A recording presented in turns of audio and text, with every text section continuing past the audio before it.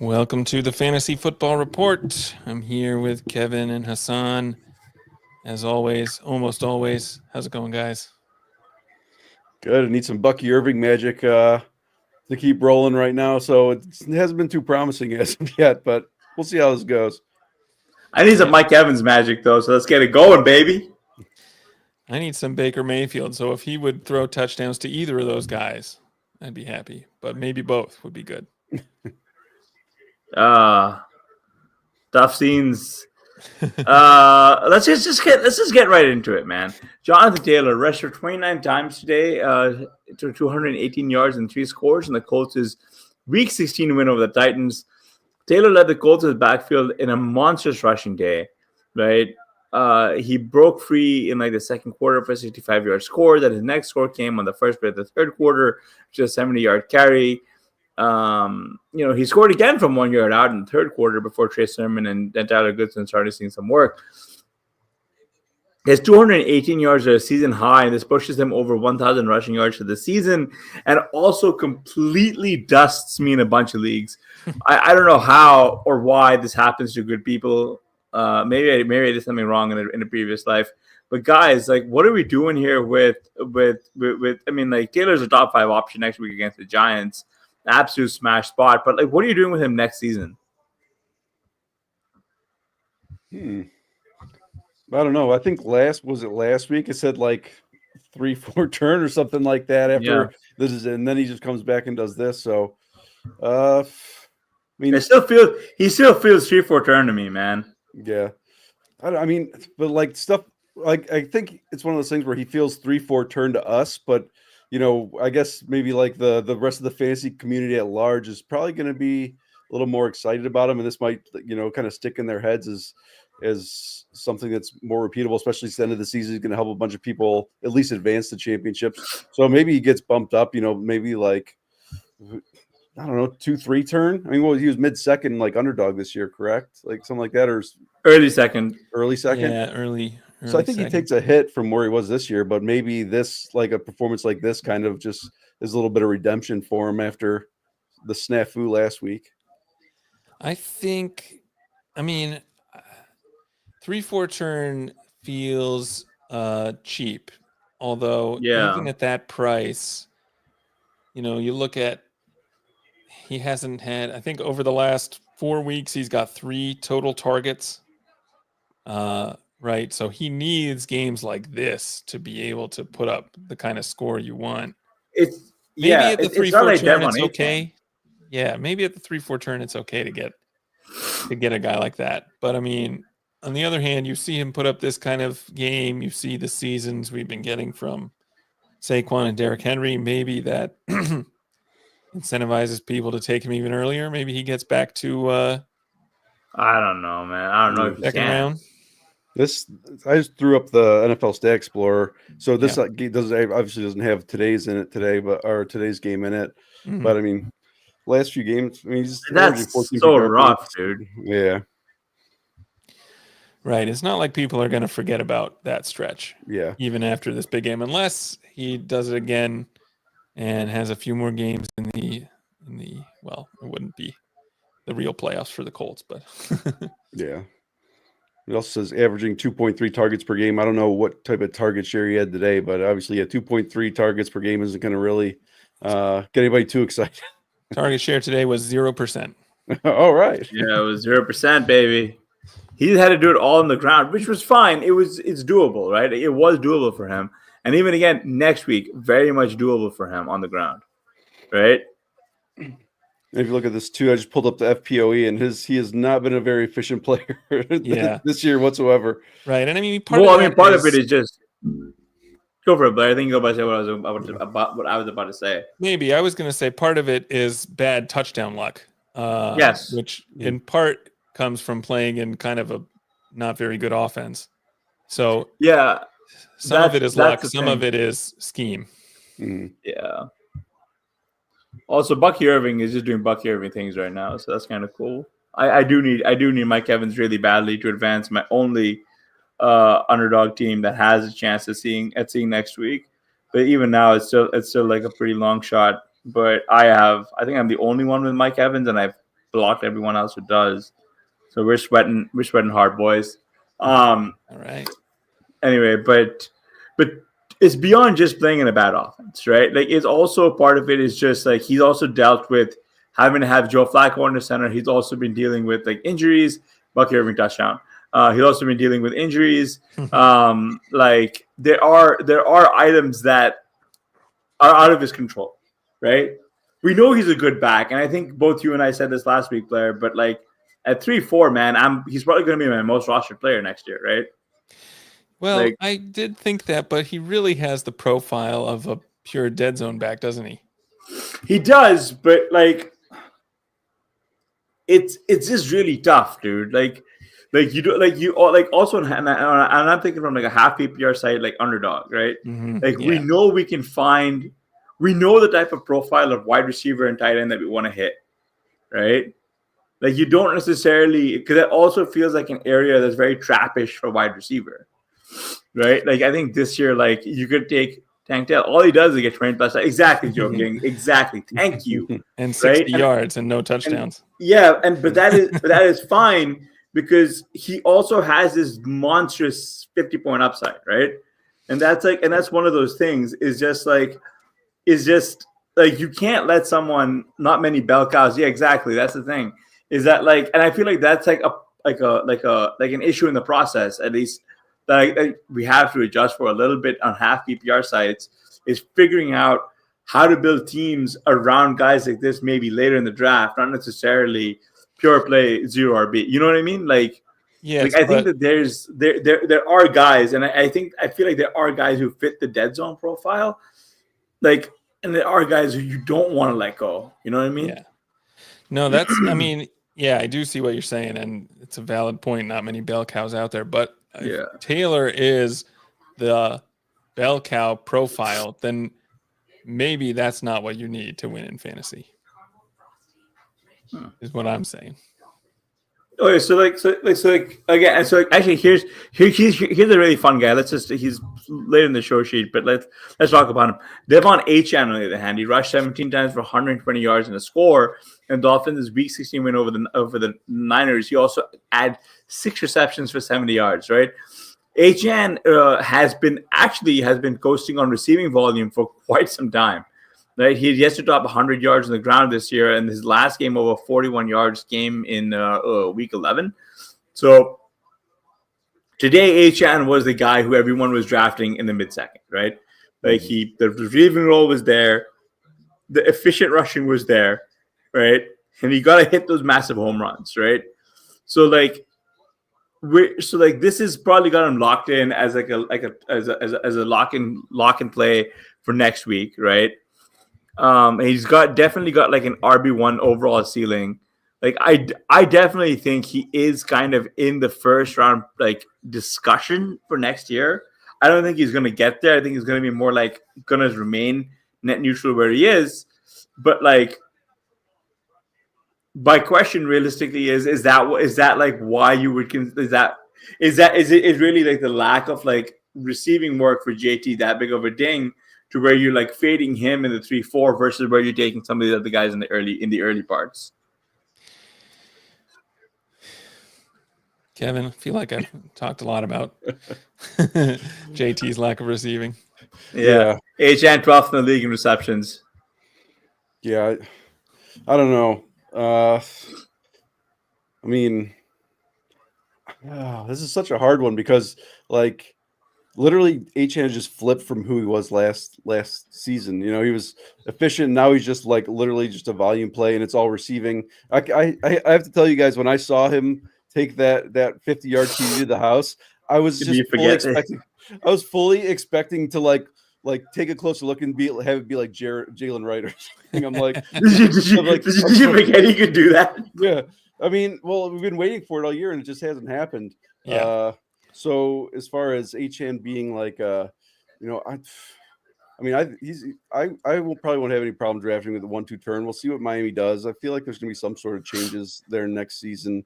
And compared to, it's like JT just feels like he's getting older. He feels like he's like just a stereotypical dead zone guy, no receiving. At least we know Achane has the receiving now, and he's done it.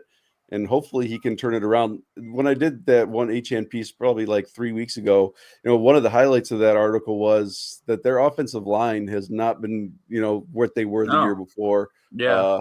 So hopefully with some changes that, like, I feel like HN ceiling is like considerably higher than somebody like Taylor, and I'd be happy, with 1-2 turn next year. It's why Mostert isn't really getting the traction he is, to your point about the old line, right? Like back when the old line was good, man, like Mostert's straight line speed is like ha ha ha. I mean, when you look happy holidays, historical anomalies. Hopefully, your fantasy scores are bountiful. They were not, my friend. I'm in dire straits. I do need Evans to advance my only hopeful underdog team, and that's about it. I guess that's about it. Yeah. But so I guess when we're thinking about it, like I am interested in JT's price next year, depending, right? Because I feel like you can build around, like, as long as this is a kind of dead zone profile that I'm going with, right? I do feel like there was like a flaw in the process, not going with all I need is 3 Evans TDs. Yeah, close. Yeah. The big thing with the dead zone guys is like it feels like Josh Jacobs, like as much as I've capitulated on guys like Kyle Pitts, who screwed me pretty bad today, by the way. Like I've got like 2 points from Mike Gesicki as my only contributing tight end score. But it's just basically built like having a blind spot for someone like that who's in such a nut spot on an offense that everyone wanted to draft all the pieces on felt like such a mistake. You know what I mean? Mm-hmm. But like, I don't know if JT is that kind of, like, he's not going to be on that kind of a team next year, right? That's the thing. I mean, to be clear, I'm not saying you should full fade JT if he's a 3-4 turn guy. I think it does make sense to draft him, in part because there are some paths for the Colts to be a much better team next year. Oh, probably. God. Let's hear it. Oh, well, I don't know what they are.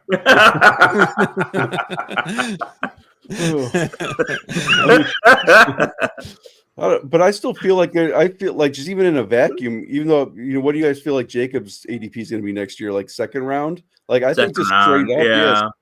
I mean, straight up, I still feel like I'd rather have Taylor just based on the type of athlete that he is. So like, I feel like Jacobs is going to be full fade next year, where Taylor, I even this year with Taylor in the second round, I was still like getting like every once in a blue moon I'd pick him up here and there. But I think in the third round, just depending on, and we also don't know what the entire landscape's going to look like. So it's hard to say now, like, because we don't know the players that are going like directly before and after, if that's where he ends up in the third round. But like, I think straight up, I'd rather have Taylor next year over Jacobs.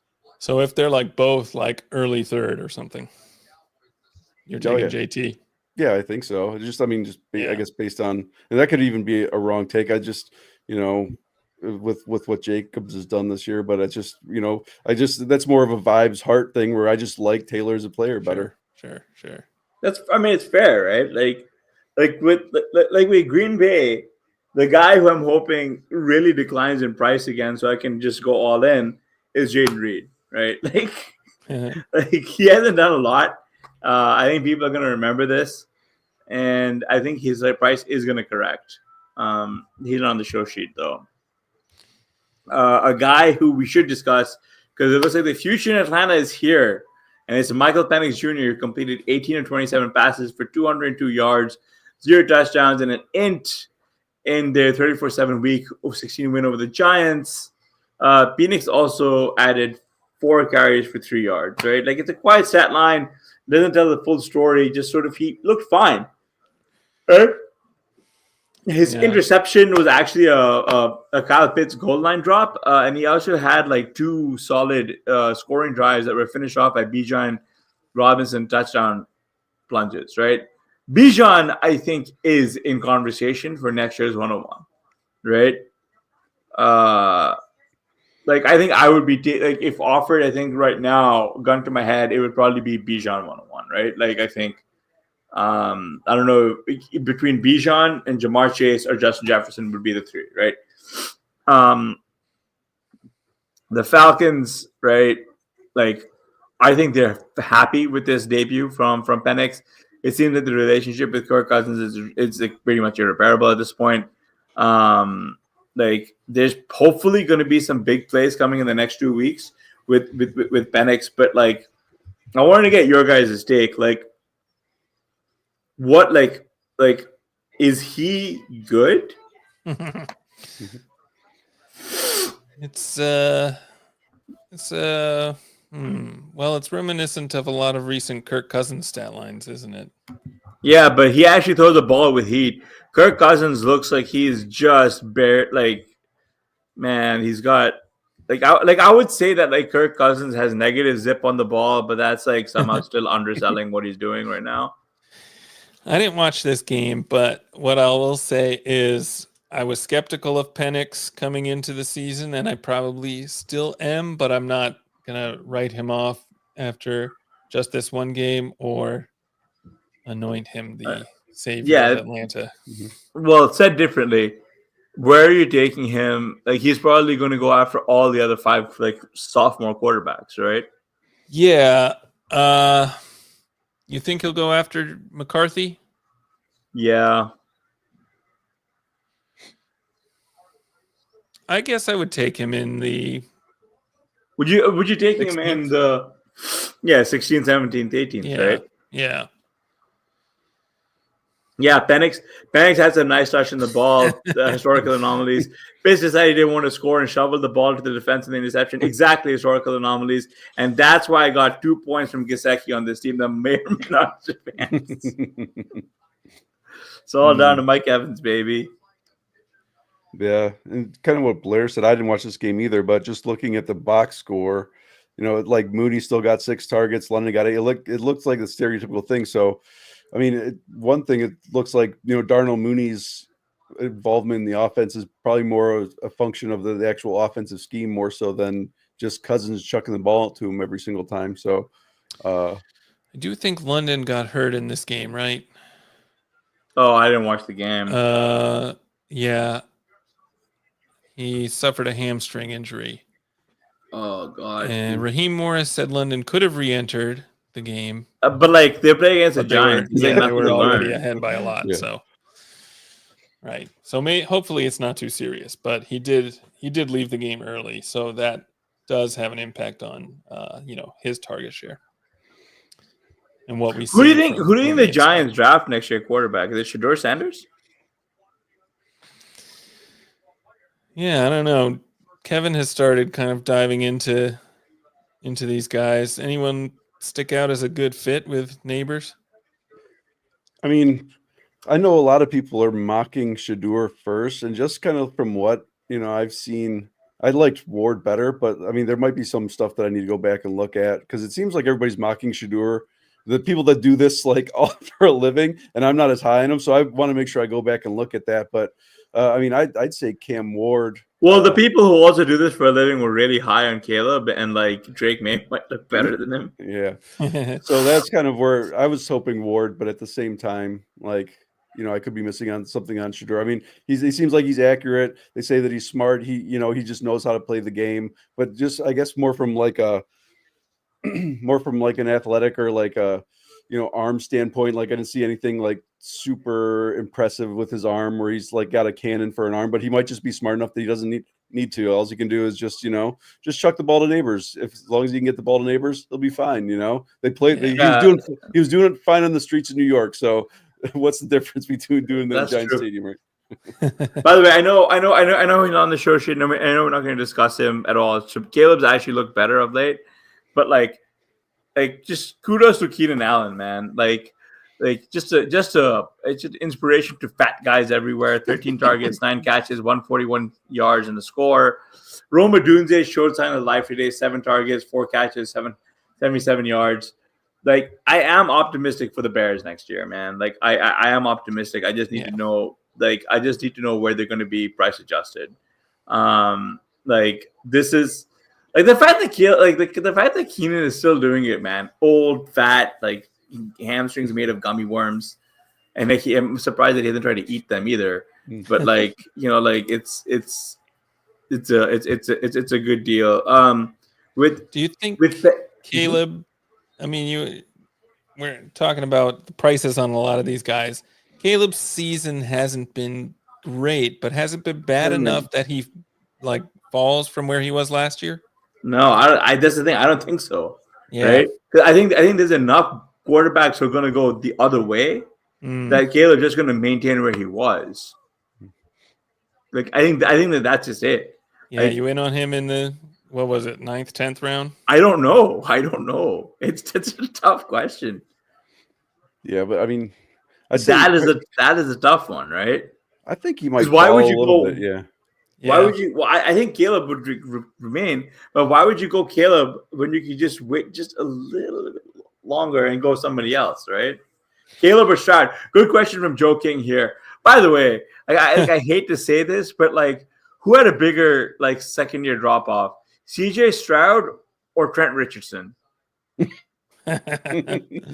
Oh man, if Stroud is later than Caleb next year, he's going to be my most owned quarterback. Oh yeah, I'm going out of the ship. Yeah, I think I just don't see Stroud falling that far lower. I think I would honestly, joking. I think I would actually wait and take Caleb at that point.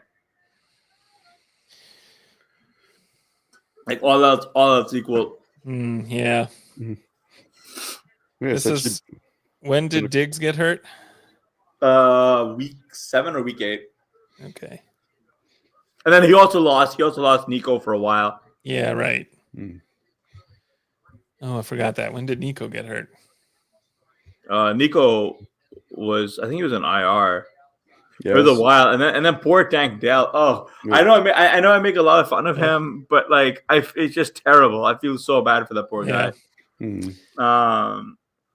Like I mean, at the end of the day, these guys are still gladiators, man. Like they're putting their bodies on the line, and like to watch his like kneecap get dislocated in real time really messed me up. That was disgusting.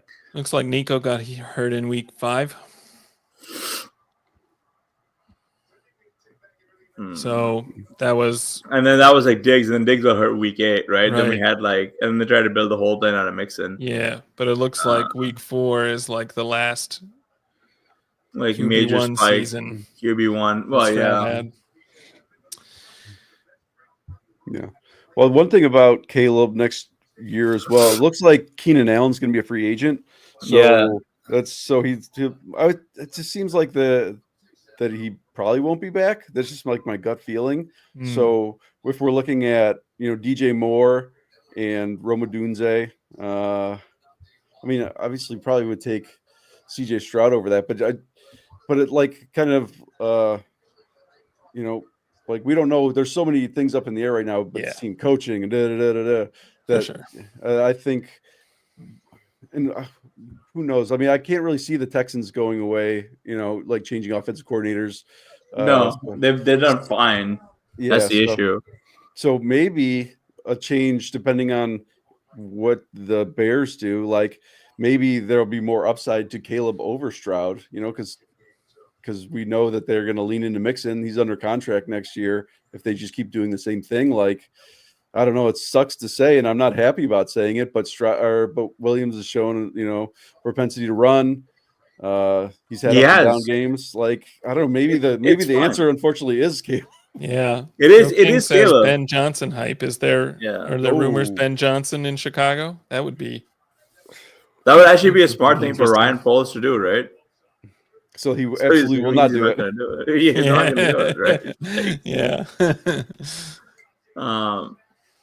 Man, like the one real like pain, at least for me, is that like I had two of my most owned quarterbacks were JJ McCarthy and Bo Nix, and I can't cash in on either of them. Bo Nix is the guy who's gonna I just don't know where I'm gonna stomach him at cost next year. I think he's the guy I can't stomach at cost next year. Because he's going to see a pretty big appreciation price. Another guy who's brought. I'd be kind of surprised if Nix gets really expensive. Like he's been good, but has he been? No, he hasn't been great. That good for fantasy. But like he's probably gonna jump. He's probably gonna jump Herbert in terms of where you're gonna draft him. And I think I'd rather have Herbert. I just much rather have Herbert, man. Like Herbert is still really good. Belichick apparently reached out to the Bears org to gauge interest in the Bears. The rumors have said they're looking for offensive mind for Caleb development. Yeah, so like Bo Nix has been good. Yeah. Interesting. Like this is like the most frustrating thing for me. I didn't get paid out on it. If you filter like since week 5, which obviously is kind of a arbitrary endpoint, but but even then before then he like showed he flashed against Tampa Bay. Yeah. And offers. I think like kind of what to Blair's point though is I think the overall perception of him isn't that great because as of right now, even before he had a decent week, he's the QB9, so he's like a low end QB1, and I just don't think that people really have that view of him, except for like people that have been hyping him up all year. I think the general public is so I would assume he's probably gonna be like in underdog or whatever, maybe like a low like QB 12, 13. I don't think he's gonna like see a massive. So I wouldn't be surprised if he's like hanging out. Doesn't seem like there's much excitement around. But do you know how tough it is to go from QB 28, 29 to QB 12, QB 13? Yeah. But I think he'll be like hanging around Caleb, and if we just had those two like in a vacuum, like even like just straight up. I mean, right now I'd probably say Knicks. Yeah, for sure. Wow, it's nice. It's nice that I'm finally getting people to come around in the Caleb Williams nickname. Caleb. Yeah, I've one of my like biggest home leagues that I've continued to win in spite of every single time I start Williams, he goes or he does nothing, and then when he's on my bench, he goes off. So I think there's a little more. There's some personal animosity on my side towards Caleb Williams. Yeah, it's the same with me and him. I just kept rolling out Goff, and I was like, God dang it. But all right. James Cook rushed 11 times for 100 yards in a score, and he caught 3 of 3 targets for 26 yards in a score. And the Bills' Week 16 win over the Patriots. Like all Bills skill players, Cook, just sort of had a relatively light load today. But he did a good job making the most of it. So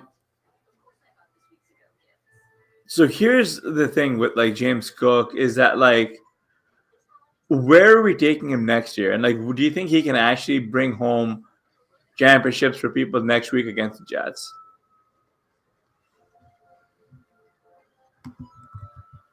Well, I think the second one is a yes. I mean, he's been super efficient. I mean, he's been really topic that me and my friends. But next year, I'm not really sure. I mean, so underdog, he's 4th round pick. I mean, I want to say he moves up. I think he's played well enough that because if you say 4th round, you figure he's like a low end RB2. But I mean, he's played like an RB1 this year. He's been efficient. It's like it sucks that obviously for him, seeing Ray Davis and James Cook take so much work away, especially in the receiving game with Ty Johnson. But like, I think he's got to move up. In all honesty, I mean, I've liked what he's seen, and he's always going to be one of those guys that. Being he's like 190 pounds, I believe. So he doesn't really have like this crazy like workhorse body, but he's doing well with what he gets. So I think he's got to move up, and I think he can help teams win next week. Yeah, Joe King brings up a good point about the touchdown regression, and I think it's especially relevant because of what you mentioned, Kevin, about how he's seen the receiving workload kind of tail off a little bit. A big part of the thesis for drafting him in like the 5th, 6th round this year was that he was probably going to catch a lot of passes. And especially in recent weeks, we haven't seen him doing that so much. So I am worried about where that leaves him next year if the rushing touchdowns aren't there. Well, yeah, I mean, realistically, like those short area targets have all gone to friggin' Khalil Shakir. Yeah, it's true. Really frustrating, man.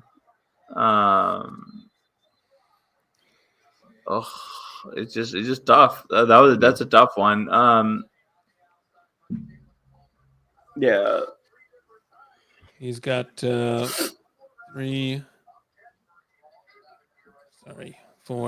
targets in the last 4 games. I'm just gonna say it, man. He's better in best ball, baby. Yeah. I do want to talk about. I actually am not looking at the show sheet, so I don't know if he's on it. But I'd be surprised if he was. Kayshawn Butte. Yeah, he's not on it. Like I was just gonna try to. I was just gonna try and lump it all in with like Drake May, cause there's no Drake May blur, but like yeah, like I think the Patriots need to actually upgrade a wide receiver next year. They need to draft a good one. Well, that's true. Luther Burden. Draft Luther Burden. It'd be interesting. Luther Burden. Is Butte legit though? I think so, man. Like he's Burden's someone who hasn't done enough. Oh yeah, that's right. Sorry. The T. Higgins. We're all manifesting the T. Higgins to New England Patriots. Higgins to New England. Yeah, that'd be interesting. That's right. That's what we're all hearing. Like Butte hasn't done enough in the most of the season prior to this to get any significant interest in drafts next year. But I don't know if you're in on Drake May. Assuming, let's pretend that they don't sign Higgins and they don't draft anyone. Who is the guy you're trying to stack with Drake May? Oof. Yeah, and he had 7 targets today, so not. So he's been getting decent volume. Yeah. I mean, I still got to say, as long I don't even know if Hunter Henry's under contract with them next year, but I think it's Hunter Henry and Pop Douglas still. I mean, I guess it's the cookie cutter answer. Mm-hmm. But I think I'm like anchoring to like whatever craziness Butte had like his last season in college, and then in the draft it seems like it just went off the wheels. But he's stuck, or what is this, like his 3rd season? I think his second season. So maybe I'm wrong. Like maybe I'm just anchoring to like bad information, and maybe he is the answer because I mean he was a good prospect before all that crazy stuff started happening. Like they were hyping him up as like the next big LSU wide receiver. So yeah, maybe I'm wrong. He's only 22. He's second year wide receiver, kind of having a very late second year breakout, if you can call it that. But I mean, 95 yards and a touchdown. If he turns into Drake May's top weapon and May takes a step forward, I mean, that's kind of interesting.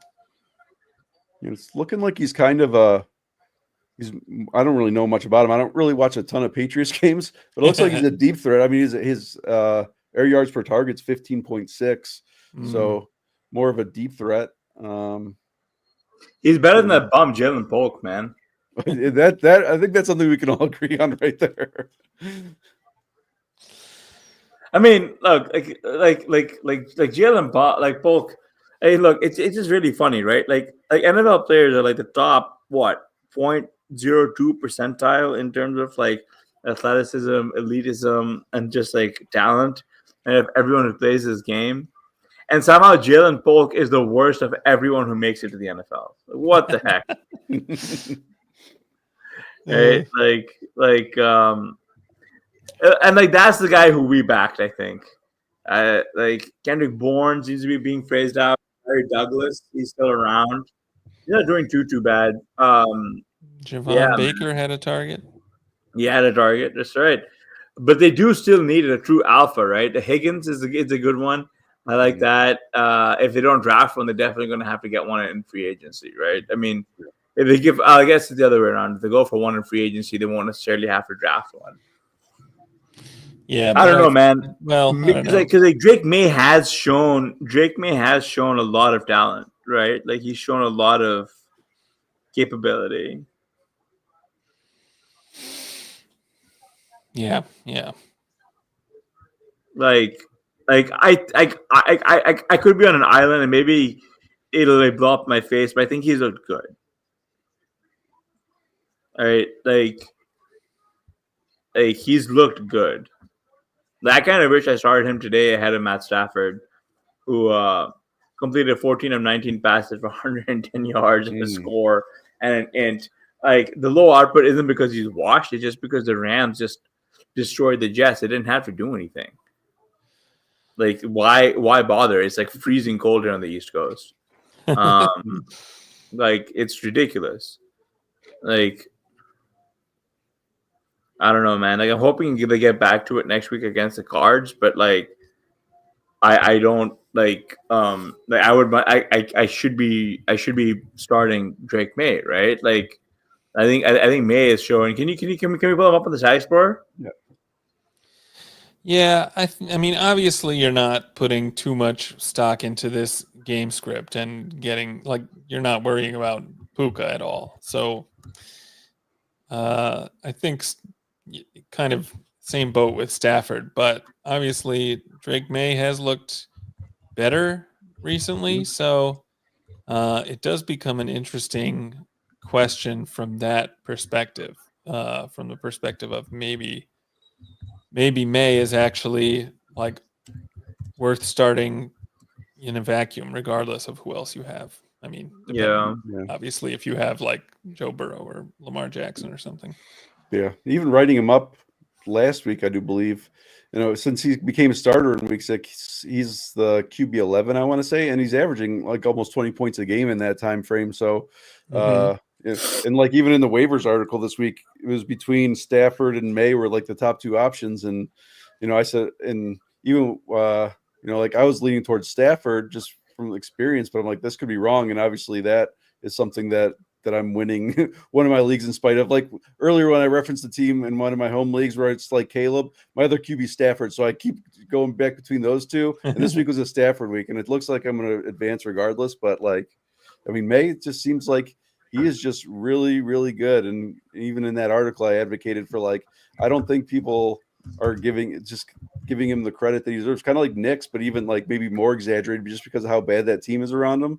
So he's somebody that I was just go out and get him in Dynasty. I have, in any league where I have Jordan Love, I might try to throw Jordan Love out there for Drake May and another piece, because I think even in the latest RV Triflex rankings, I mean, they're both tier 2 guys. I mean, May's up there. So, and just everything that he's shown, especially with, how good his situation can be next year. Like I said, the Patriots have the most cap space in the league right now too for next year. So a lot of stuff going on with that situation. So I'm pretty bullish on May.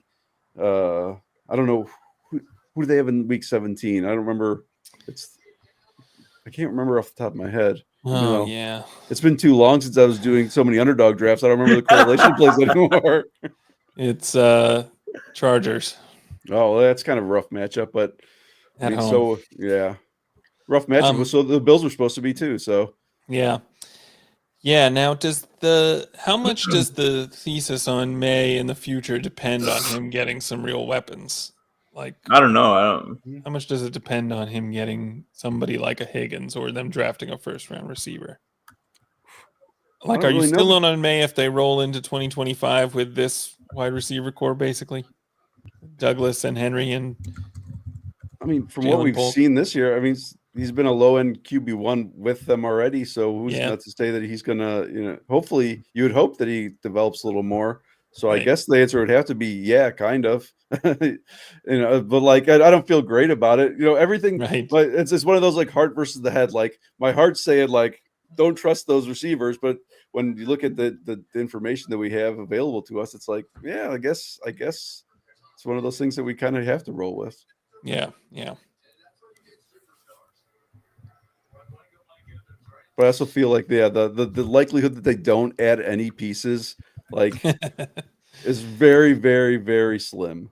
Yeah, I mean, I just worry that it makes so much sense that they won't do it because they had never had before. I'm saying here, look at the data, but the data we have says that they're not going to add anybody.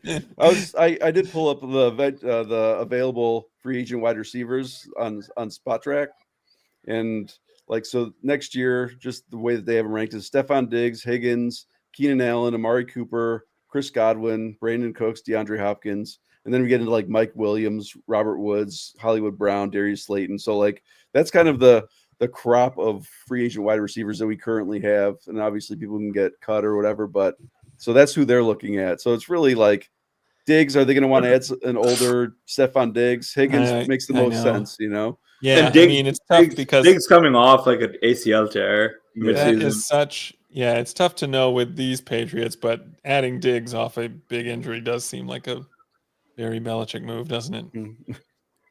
Although he's not. Around. Joe King says BTJ might already be a top 10 wide receiver. We've been saying this for a while, man. This is what like upsets me or like tilts me the most about that one team that is dying. It had died a very like just a shitty death. Is that like I had Neighbors and BTJ and Puka Nakua on that team, and I still didn't win. Right, like and Malik Neighbor, and James Cook. It's just and Jaden Daniels, right? Like I was right about so many players, and I just got completely rinsed by JT. Like it's just so frustrating because you can have like a good team, you just can't get paid off. Just the capricious game that we play, man. Yeah. Yes, I am. Like I have seen people discuss that like BTJ is probably like a 1-2 turn pick, and I'm probably going to be eating that price next year. I think. Oh man, he's still on the Jaguars though. I know. I'm kind of with Hasan on that. Best ball, wrong pod. Bye. See you next season, Cobra Kai. Cobra Kai is completely correct. That's right, man. Like the pod luck is absolutely ridiculous. It's just tough, man. There's got to be a better way. I know. Sachs had like some thoughts about it, but like as far as I'm concerned, man, I just really need Mike Evans, and if he doesn't step up, I'm dust. My only team that has like a shot. Everything else is a non-starter. If you're not scoring like 160 plus, you don't have it. This is the only team that has a shot. So, what's he done so far? Nothing. 2 catches, 29 yards. Yeah, it's not going to get there. I need Mayfield, so we better get something in the second half. Well, yeah. Well, at least the Cowboys are up, so they're up 7-20. So there should be more to come. Actually, a guy who I do want to talk about really quick, who's putting it far too little, far too late. Deebo Samuel got 7 of 9 targets for 96 yards and a touchdown in the Niners' Week 16 loss of the Dolphins. He also had 5 carries for 25 yards. It's been an absolute nightmare scenario for this guy, man. And like things got action. Like it's funny to see him perform this well, especially now that the Niners are pretty much kicked from playoff contention. This was like a vintage Deebo Samuel performance. He actually was a change of pace back behind Patrick Taylor. He also was slippery in space, and he rarely went down on first contract. He just didn't look like what he's looked like this entire season.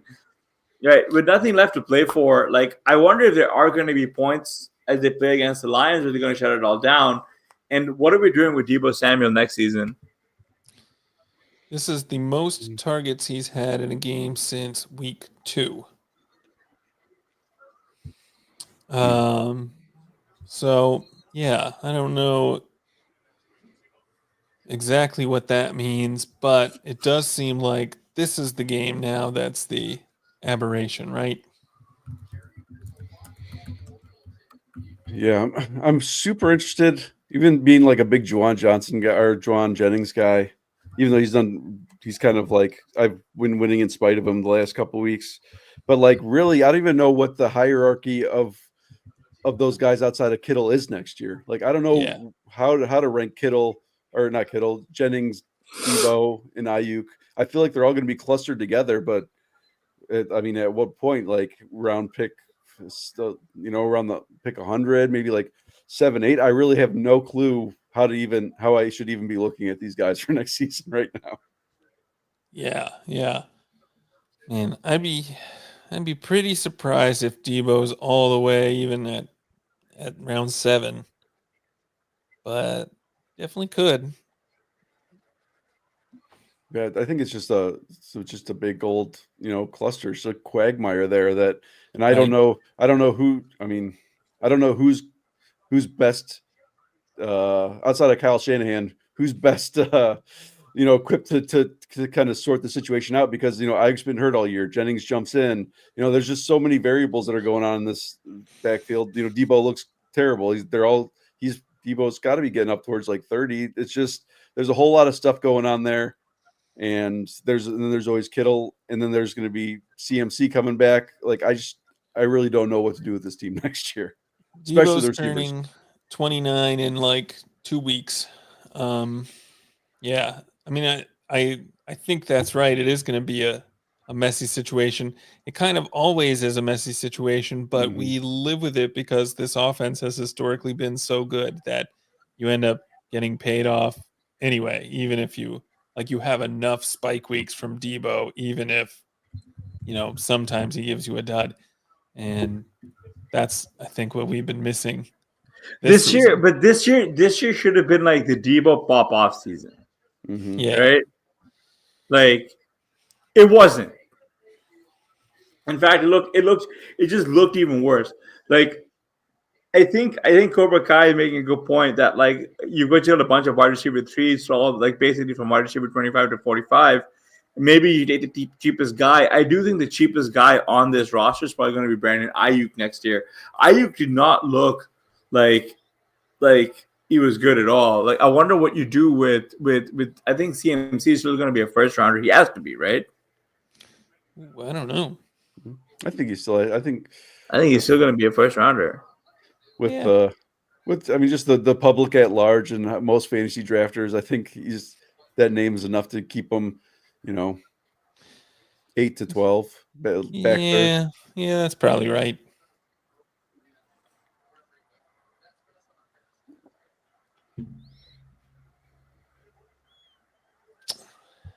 Yeah, it's just a tough situation there. I'm not looking forward to seeing that. And it's one of those things too that just, I mean, as soon as those contests open up, I love seeing where the ADP is at because it's just so wild. Because like, there's a bunch of guys that I'm just not even, I'm just really, really wrong on where I think they're going to be. So it's, jump in those drafts first thing and get a bunch done right off the rip. Because I'm sure there's going to be some ADPs that we can take advantage of. And I'm just not sure about if the 49ers are going to be a good play or bad play next year. Like, it's really, and Cobra Kai said, I didn't even think of Ricky Pearsall. Oh yeah, they just drafted this other guy in the first round. So they got what, six, people, 6 mouths to feed there. Yeah. It's gonna, I mean, and Brock Purdy isn't exactly particularly great. He can't really beat all of them, man. I mean, he did kind of do it last year and then regressed this year. So, one thing is, despite being kind of one of the best QBs in the league in 2023, his 2024 price wasn't that high. Like, you could still get him in the window, basically, even later in the window sometimes. Yeah, because that was like the issue. Yeah, is it just I don't know, people weren't buying that performance was sustainable, rightly, I guess? Yeah, I don't think they were.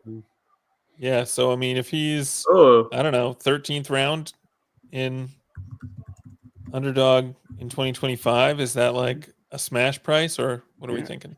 Well, maybe he's the winner out of all these wide receivers. Maybe he should be more expensive because if all these guys come back, nobody's gonna be able to stop all of them. So maybe Brock Purdy's the answer to the question of who do you draft on the 49ers next year? Yeah, just naked Brock Purdy. Naked Brock Purdy. Ooh, that sounds terrible, dude.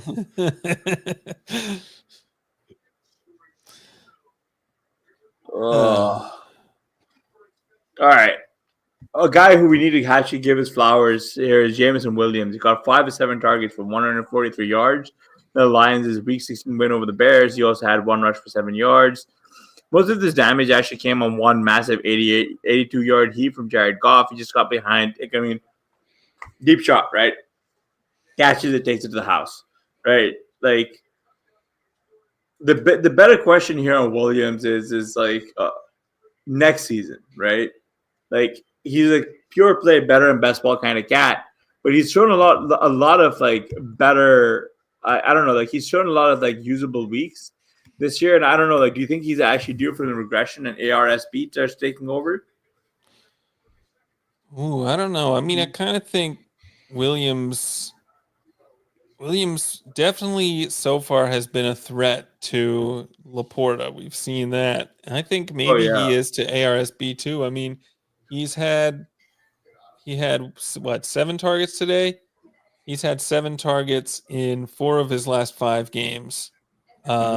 Obviously that's not a lot, but it's not like, he's just getting 3 deep shots and then cashing in on them every now and then. Like they're using him quite a lot, and mostly at the expense of Laporta. But I do think it's eating into St. Brown's targets too.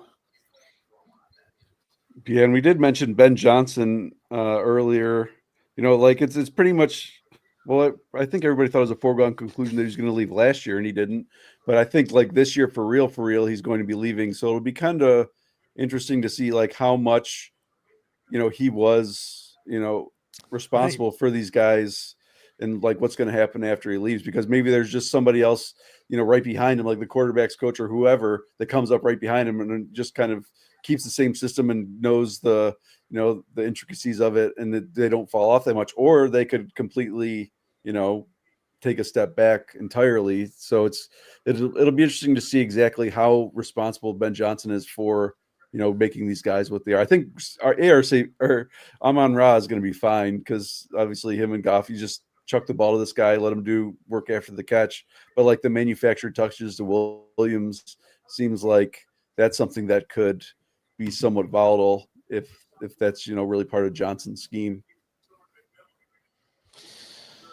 Yeah, this is another team that's interesting, kind of in the same way San Francisco is, in that we're getting to a point where you have, Laporta, St. Brown, Williams, even Gibbs to an extent, all demanding more targets than there usually are going to be to go around. Gibbs rushing kind of gives him a little bit of a floor there. St. Brown just being kind of that shorter area target gives him a little more of a floor. But how are you looking at these receivers as you start to think about drafting next year? Are you prioritizing one of them? Are you hoping? I don't even know. Like, I don't know where Laporta is going to end up, so it's hard to even answer that question. But I think, do you guys feel like there's any way that Amon-Ra falls out of the first round? Like, I think he's like locked in there. Probably not. I don't know, man. What James I think there is, but there's just too many. There's too many first rounders, dude. Yeah. You can only have 12, right? You only have 12. Like, that's the issue. Yeah. Well, and that's partly why I was kind of like, oh, I don't know, McCaffrey might fall into the second. Like, I think man. Like, obviously he was hurt, but some of the narrative around, maybe I'm making this up, but like injuries and age combining to hit a running back are never a good thing. And I think a lot of people in a lot of the fantasy community is aware of that. So McCaffrey is like extra risky going into 2025. Obviously, he could be the RB1 in 2025. That's completely within the range of outcomes, but I think there's more risk there, and I think a lot of people kind of know that. Mm-hmm. And you guys feel like this is like Jameson Williams has hit his high end outcome? Like, is what has done this year, like what we were hoping the high end outcome would be for him when he was drafted? And like I think he was 7th round pick, end of the 7th. Yeah, I want to say, in like an underdog. So, and he's hit that. I mean, I feel like he's paid off at that price for what we expect of this guy. He hasn't flopped. So I assume that he rises at least a couple rounds. Maybe like 5th round feels about right for Jameson Williams next year. Yeah. Oh God, I think I might be out of that price, man. Yeah. I mean, the other thing about Williams, if you remember, like the first 2 weeks of the season, he was averaging 10 targets. That's kind of like, that's gone. That obviously hasn't been sustainable, but it does kind of give you a hint of the upside that might be there if, for whatever reason, Detroit tries to use him more in that way, or decides they need to throw the ball more next year. Like maybe their defense isn't as good or something. There are paths, I think, to him getting more volume than he's getting currently. So 5th round seems about right, and I'll probably draft him some there. Yeah. I think, he's one of those guys that it's depending on build. He's not somebody that I would be targeting crazy there, but that's where he ends up. I mean, that's where he ends up. And like to your point too. Fifth just becomes like, you can't afford to make mistakes, because that's where I feel like that's where I lost most of my leagues this year. With Jaden Reed, right? Jaden Reed, Tank Dell, Trying to think of who else like really screwed me over there. Yeah. I just think like everybody you drafted there was like a landmine. Mm-hmm. Unless you're drafting old running backs. Yeah, that's right. That's where I lost my leagues in the second round when I passed over Saquon and Derrick Henry. Yeah. What were you doing drafting Justin Tucker the second round? All that about? I know I should have known better. I know, right? He was okay today. Yeah. Well, he's glue factory, dude. Glue factory. It's all about zigging when everybody else is zagging, right? That's right. He's on the mend. He's getting better. He's getting over his yips, I think. A guy who I definitely think is going to slide a long way next year is Kyler Murray. He completed 20 of 32 passes for 202 yards, 1 score, and an inch today. He also had 8 rushes for 63 yards and a score. Right, like he actually threw just one of the worst picks I've ever seen. And he also kind of got outplayed in OT by Bryce Young, right? They spent a lot of time talking about how they want to get Trey McBride a touchdown, and they didn't get anything out of him. They've also gotten almost nothing out of Marvin Harrison Jr. all season. Like Murray himself just appears to be at a plateau, right? Like they will be facing against the Rams and there's everything to play for next week. But like I really don't see myself paying the iron price for him next year. Like where do you think he goes? He just has not been good. Yeah, I don't know. I think the narrative of him not being able to maximize Trey McBride and Marvin Harrison is really hurting him a lot. I mean, his production probably isn't as bad as what we feel like it is.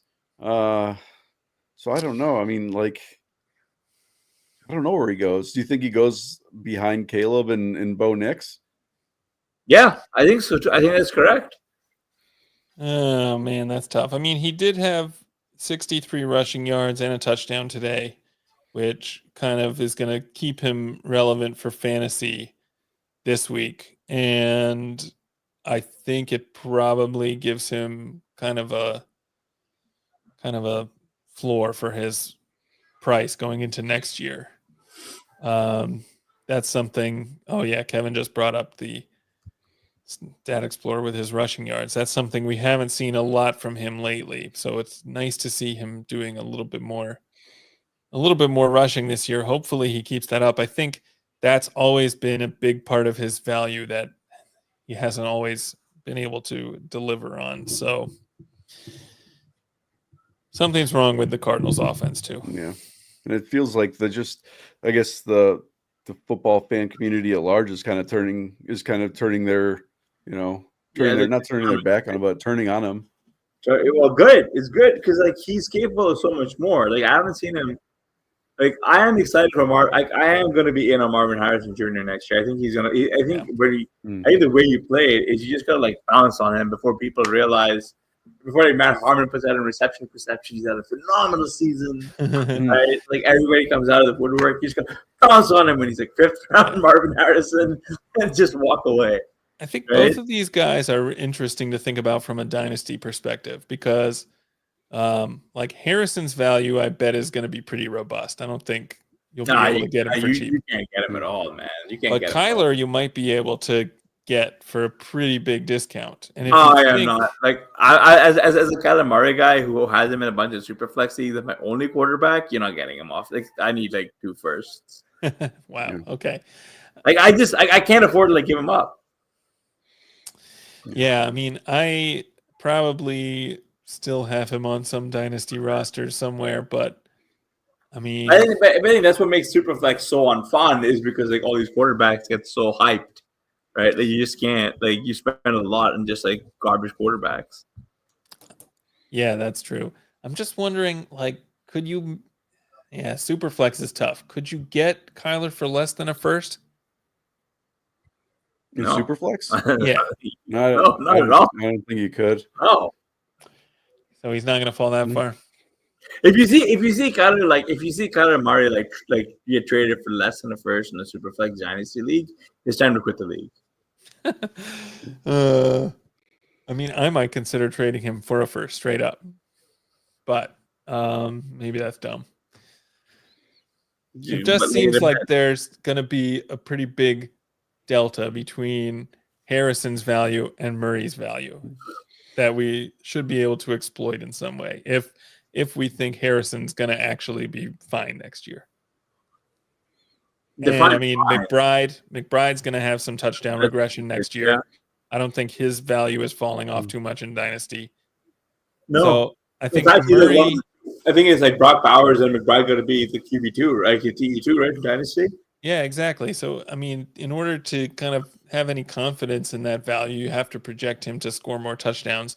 If you're projecting Harrison to exactly. So take a step forward, then, I mean, Murray's going to benefit from this. So he's someone that I'm interested in trying to acquire in Dynasty. But would you be paying him? But you're not going to get him. Like, you're not drafting him again as a QB 5 or 6 again, like we were this year, right? That's my point. He's going to be so cheap.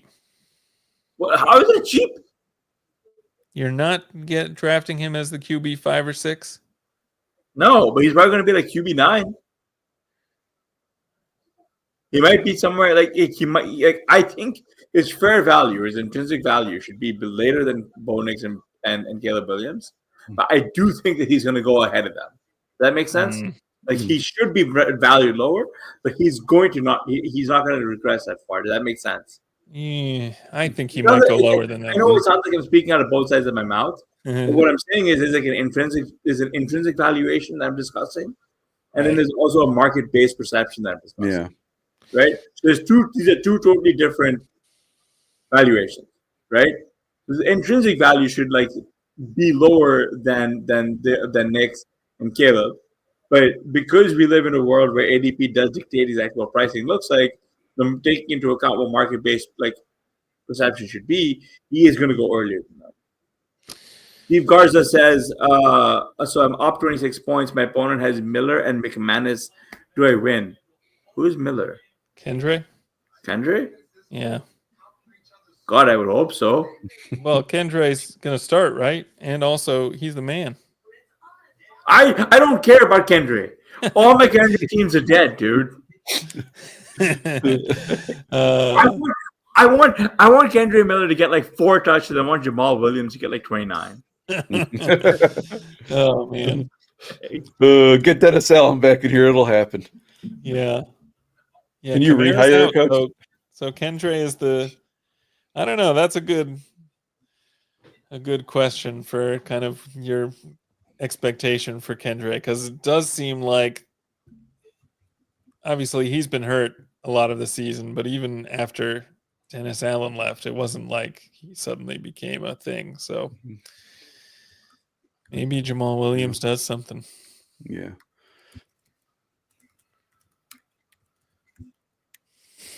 Nick Skyler is a range. Yeah, it is, but I do think that like these sophomore quarterbacks are going to see a very big bump next year because a lot of older veteran quarterbacks have just sort of fallen off, right? Like I just don't see us. I agree. That's right, and I'm not. I'm not even thinking coming from. Like I wouldn't trade Knicks to get Kyler straight up. I wouldn't even trade Drake May to get Kyler. No, but that's because they did a bunch of these guys that there was a pretty big infusion of talent at the quarterback position, right? And like you've got Stroud, right? And there's still like a bunch of other guys this year who are really, really good as well. Like from last year, sorry. So like we've got a good infusion of quarterback talent. And again, we haven't even discussed like JJ McCarthy. I genuinely am telling you guys, like people are going to extrapolate from Sam Darnold, project onto JJ McCarthy, and he is you're going to be shocked at that opening ADP. Like I'm telling you, like right now, like prepare for like QB 16 JJ McCarthy. Like we're not getting him for free, right? Okay, well McCarthy, I might try to trade for Kyler then. McCarthy, you want to try and trade, right? Yeah, like that's the guy who you want to trade on the hype. I'm just saying. Yeah, I mean, I can see McCarthy kind of getting some hype. I don't know. He's definitely going to get hype, dude. Yeah. He's gonna get hype, man. I'm telling you right now. Like you can just see the narratives coming before they happen. Addison smashed down the stretch. E.J. Hawkinson's going to be a year removed from ACL. Mm-hmm. Justin Jefferson, right? Like that's true, but we're also going to get some exciting rookies coming in who are going to push some of these guys down. Yeah, but like not that far down, man. Maybe not. Like I do not want to draft Shedeur Sanders ahead of most of these guys. All I'm saying is once you factor in Shedeur Sanders and the sophomore guys bump, I'm going to be sending out a lot of low ball offers for Kyler Murray. Yeah. Because I think people will be bored of Kyler, and that's where you bounce for him in Dynasty. Yeah. Right? Like, that's the way to do it. But that's not what we were talking about. We were talking about like how to like where you're going to draft them in underdog and all the other places next year. Well, like, I think that's how you will attack. You will want to attack Kyler in Dynasty. Right. Which is, yeah. I mean, I don't know. Did we say he's going to go after Caleb and Nick's in underdog too? He's going to be like double-digit rounds? I think he's just right around there. I think Kyler is going to start off that range. And he's going to kick off that range. Yeah. That's how it starts. That's what I think. Like, I think I'm going to find him too expensive in underdog, but like a bargain in Dynasty. That's exactly. I'm guessing his value will be. Yeah. Anyway, this is all speculation, but it is fun. But man, I can't believe it's almost all over, man. Yeah. Are you getting what you need from Mike Evans? No. In fact, someone jumped over me. You didn't draft Jalen McMillan also? Well, not on the same team, no.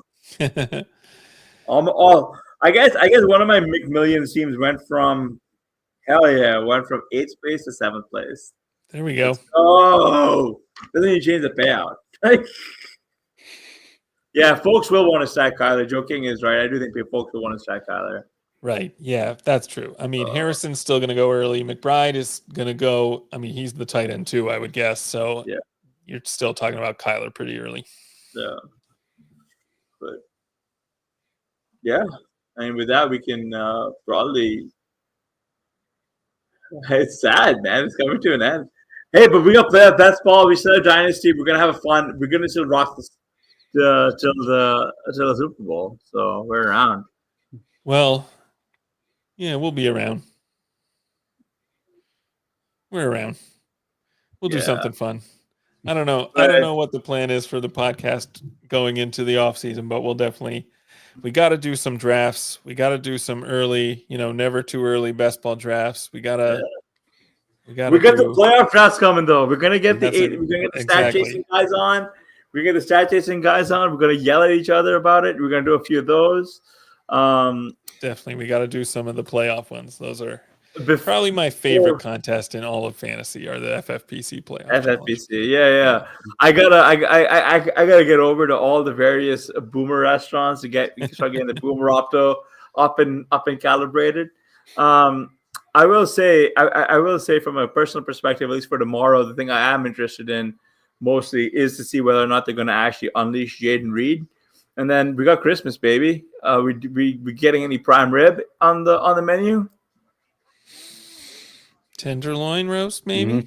Tenderloin roast. That's what I would call the Chiefs Steelers prime rib. That's the Ravens Texans, baby. There you go. I'm looking forward to. Chiefs at Steelers, I believe. So they'll be here.